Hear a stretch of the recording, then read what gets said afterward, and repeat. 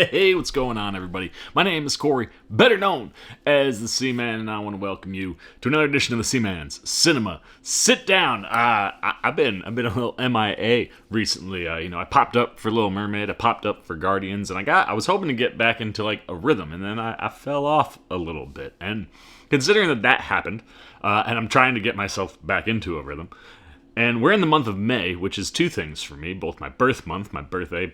37th birthday just passed this May 7th, and the month as an overall is Mental Health Awareness Month. And I thought, with all of that kind of going on, it was a good opportunity to take a minute to talk to you guys about mental health. So why don't you pull up a chair, take a seat. We are getting ready to dive into this guy's head.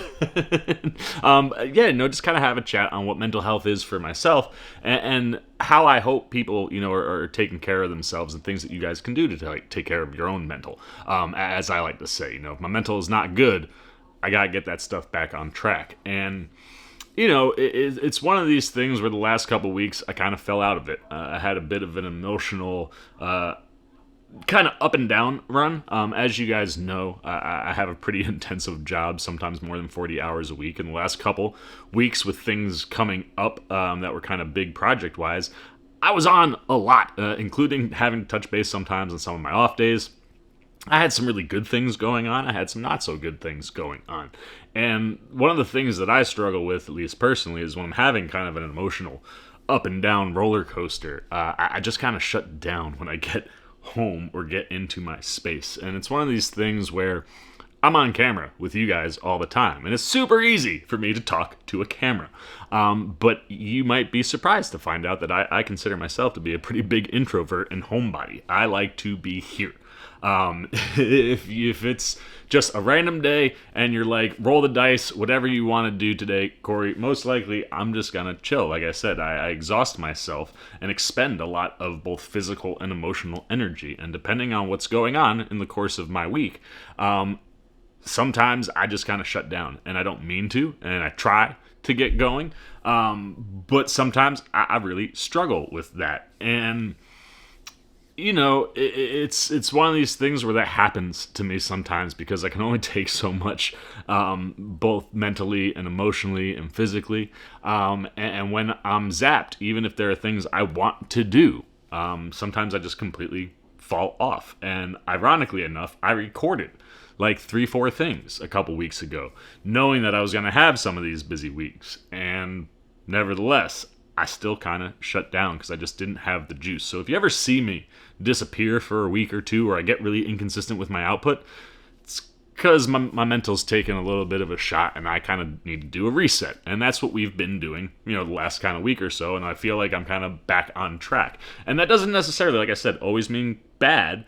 Sometimes it can be, a really fun emotional high that, you kind of come out of the backside of, and you're like, oh man, I gotta kind of recalibrate myself. So that's where I've been the last couple weeks. And one of the things besides talking to the camera that's really kind of helped me find myself in the last couple years, this channel is something where over the course of my life, I've worn a lot of different hats. I've tried a lot of different versions of myself because, like I said, I'm a bit of an introvert, and I don't always thrive in public settings if I'm not comfortable. You guys know I have a pretty big group of friends back home. I've got like 5-6 guys I've been riding with for more than 20 years. Most of us have known each other since we were 4. And, you'd think it's just easy to blossom inside of those groups. But even inside of my own group of friends, I struggled for years to kind of figure out what my place was and where I fit once you got out of being a kid. And a lot of that has happened as an adult. And I won't lie, this channel, and a really bad breakup helped me figure out that, like, this guy that you guys get to see all the time on here is who I am and who I'm most comfortable with. I'm a diehard nerd. I love comics. I love movies. I love television. I love talking about that stuff with you guys. But that channel, or this channel, it was only so much for my mental health, and it took a really, really big wallop for me to kind of have to recalibrate again. And that's where I want to just kind of get into a general mental health talk with you guys and talk about therapy and why therapy has been so helpful for me. Like I said, this camera and me talking to you guys has been a therapy for me for years, and has helped me, in kind of finding my footing.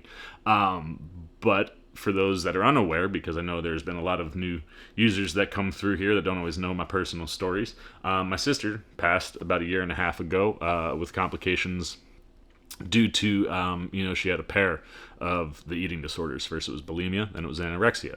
That in and of itself is its own conversation about mental health, but something that my sister didn't really take care of. There were things going on that she never addressed, and that eventually, started to wear on her physically. And when she passed, my mental went to a whole nother level when it comes to just general depression and sadness. I'd never experienced anything like that. My sister is 2.5 years, or was 2.5 years younger than me.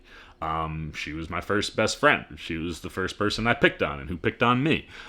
We did not always see eye to eye. We butted heads a lot as kids, but as we grew up, she was really genuinely one of my best friends and someone who I shared a love of movies with, and it kills me on a daily basis that she was never on this channel.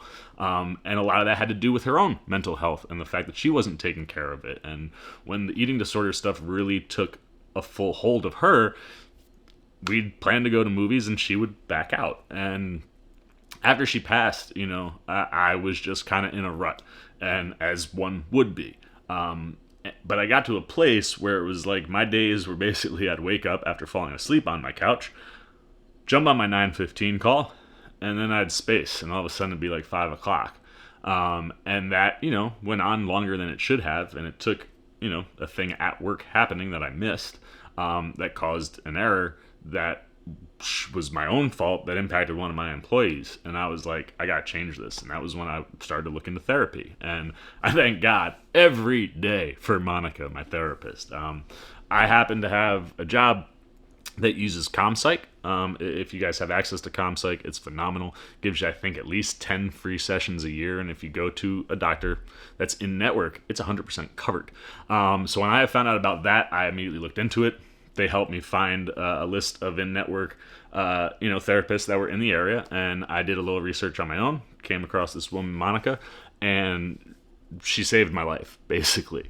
Being able to go to an unbiased person, just someone that allows you to talk. And Monica is not your traditional therapist. I don't go in there, I don't lay down on a couch. She doesn't sit with her legs crossed and write notes the whole time. The thing that I love the most about Monica is that she's very conversational. And I'm very conversational, so that works for me. And it's one of those things where, like, if you start looking into therapy or you feel like you need to go talk to somebody, find what fits for you. That was the first thing Monica said to me, where I was like, wow, I never thought of it that way. She was like, look, I think I can help you based on what you're asking for. I was looking for grief and depression counseling.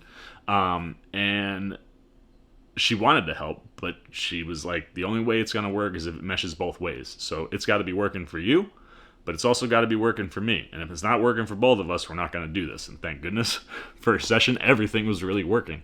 And we went through some tough stuff. But the thing that therapy really helped me with was diving into some of the deeper, darker things that I hadn't addressed. The way that, my sister's illnesses impacted our relationship, and how I never got a chance to really fully reconcile that stuff, and how you deal with that, knowing that, like, there was unfinished business between me and my sister, and good things, but there was still a lot that wasn't there. She was starting to get better toward the end, and she had a lot of relationship rebuilding to do, and not getting to finish that was something I struggled with, and Monica really, really helped me through a really tough time. Now, after that was done, if I was paying for therapy, I probably would have thought about stopping. And that's obviously one of those things where I'm very fortunate that I don't have to think about that.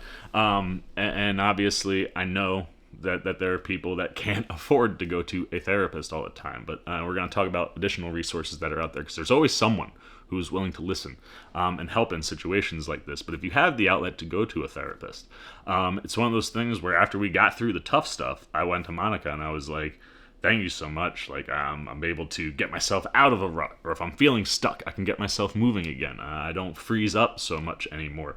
But I want to keep coming. And it wasn't because I always have, tough things to work through. There's lots of times where I'm having a good week and I come in and me and Monica bullshit about movies for an hour. And that's the thing that I love about her is it is a safe space for an hour where I can just talk about whatever I want and there's no bias. And, the thing that I love is we have a doctor-patient, you know, relationship, but we jive on a lot of the same things. So when I'm having a good week, it feels like you're talking to a friend or a personal, outlet where it's like I don't have to talk about the things that are emotionally struggling, or emotionally beating me up any given week. I can just talk about whatever's going on in life, whatever I want to. And she's always there if I need help. And that's the thing that I love the most and why I continue to go back. That is just a 1 hour outlet for me where no matter what's going on in my life, I can throw it and Monica can give me suggestions or she can just bounce stuff off of me where I have a conversation. One of the things that I definitely struggled with in the last year and a half after losing my sister, both of my mom's mom and my dad's my last two grandparents, and I had a girlfriend who had two kids, and we kind of paused things for a while, and that was a lot of loss in about a year. And Monica was a huge outlet to kind of help me get through all of that stuff. And like I said, I'm a bit of an introvert. I can get stuck in my apartment a lot. I'm a homebody. I like to be home. And definitely dealing with the depression and stuff, there are days where I kind of got to force myself to go out. And someone like Monica, or having a place to go to like Monica's, being able to go physically into work and having friends that'll pull me out of the apartment, all of that stuff is really good for me, and has helped me. And being aware of that is huge. That's the first step, man, is just being aware of your own mental. And that's one of the things, like for me, I love sharing things that I'm going through with you guys if it applies to the things we're talking about, or showing my emotions, whether it's laughter or you're gonna see this trailer for the Meg 2, man, where I'm just scared for 2.5 minutes, and sometimes where I emotionally completely break down, and I never cut that stuff out because it's good to get that stuff out there, and it's good for people to see that it's okay, specifically for like a 6'4", 200-pound man to get emotional like that. There's for other men, there's a very toxic masculinity type world out there that has set a precedent that makes guys feel like they can't talk about that. So that's one of those things that's always important for me to express my emotions and show you it's okay, man, and it works and it helps when you're feeling those things. But the same thing applies to women. And the last thing I kind of want to just do before I bounce is, like I said, not everybody has the ability to go to a therapist once a week or once a month or at all. But there are always options out there. If you go online, if you do your own research, there are plenty of options. But the two big ones right off the top are kind of like the general ones. And that's, of course, the mental health hotline, which is a free, confidential 24-hour hotline for anyone struggling with depression, anxiety, or mental health crisis. You dial 866-903-3787. There's somebody on the phone there to talk to you free of charge, anytime, day or night. Like I said, there's always somebody that can help. And if you go to mentalhealthhotline.org, that's their website, you can find out more information there. And then, of course, if you are really struggling, and I have also been to that dark side of wanting to take yourself off the board completely.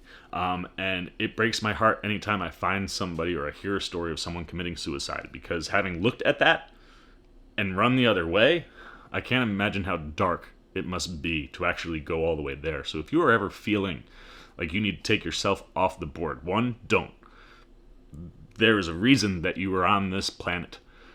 Maybe you haven't found it yet, but if you stick it out, you got to go through some tough shit sometimes to find your purpose. But I promise you there is one, and your tribe is out there if you look. But if you are in a scenario where you feel like you have no outlet, nowhere to go, 988 is the suicide and crisis lifeline. You dial that number, and again, there's someone that will talk you through one of those really tough situations, something that maybe you don't feel like you can talk to anybody about. When you have just a voice, sometimes that can be super helpful. So always know there is an outlet anywhere you go. And of course, if you go to 988lifeline.org, that's their website, where you can also kind of look at other options there. And like I said, if you do your own research, there are plenty of options and ways that you can talk to people. But no, there is always at least one person out there that has your back.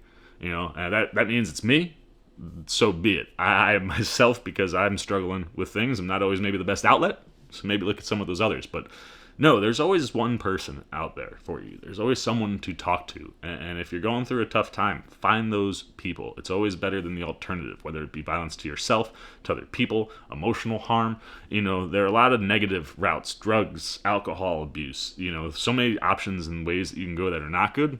If you just went and talked to somebody, figure out what's going on, you can come away much healthier, both mentally and physically. So I appreciate you guys, taking 15 minutes to kind of let me voice my thoughts on mental health and why it's so important to get out there. I would not be here if it was not for my people and specifically, my therapist, Monica. But that support system that I have, has saved my life more than once. And it's really important to find that support system for yourself. And if you don't have one, like I said, there are ways to find the things that you need. No, you're not alone out in the world. And I appreciate you guys for letting me kind of just chat about some of that and some of the personal stuff that I've gone through, so you understand why I disappear and kind of have bad runs. But anyway, man, that's all I've got to say. I want to turn it over to you guys. Obviously, like I do any video, if you feel like you want to comment or you have something to say or something that applies to you, please put it down in the comment section. I've been behind on comments, and I probably will be for a while, but I promise I will get to them eventually. So if you feel like you have something to share, no negativity in this conversation. This is not a negative space. This is a positive space. This is a space that is safe. If you put negative stuff in there, I am going to take it out. But if you have, something that joins or adds to the conversation, please put it down below. I always love to hear your thoughts and love to interact with you guys. And yeah, that's where I'm going to stop. The other things that I'll say, but it's not necessary for a video like this because that's what this video is about. So I love you guys. I appreciate that you guys are always here, my C-Maniac Nation. I wouldn't be here without y'all. So thank you. Make sure you take care of yourself. Take care of your mental. And until next time, for the C-Man Cinema Sit Down, I've been the C-Man. I'm signing off. Peace.